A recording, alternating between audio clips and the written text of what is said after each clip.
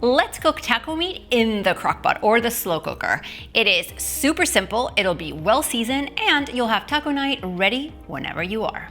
Hey, I'm Laura, and on this channel I share simple recipe videos like this one, so if that's your jam, hit the red subscribe button. You and I get to cook together twice a week. Today I'm cooking 2 pounds of ground beef in the slow cooker. For a 6-quart slow cooker, you could cook up to 4 to 5 pounds. You're gonna need some taco seasoning. The liquid that I'm gonna use to cook the meat is some salsa. If you don't have any, you could use some water. I'll leave all the ingredient measurements below the video for you. So first things first, you wanna take your ground beef out of the packaging and add it in the slow cooker. I'm gonna add both pounds of meat in here. And then to the meat, I'm going to sprinkle my taco seasoning right over the top. And after that, I'm going to get the salsa and pour it right in there. You're gonna use a wooden spatula or a meat chopper tool to break up the beef at the same time as you're mixing it in with some of the taco seasoning and the salsa.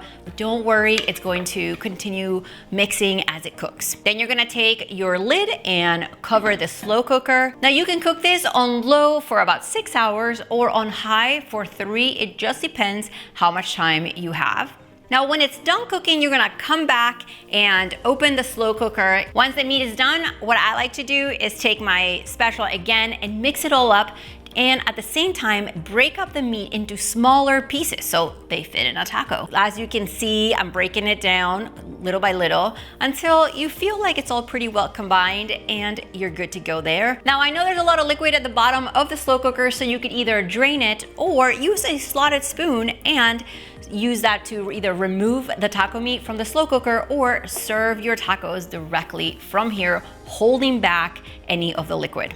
You just cooked taco meat in the slow cooker. It was super easy, and just like that, taco night is ready.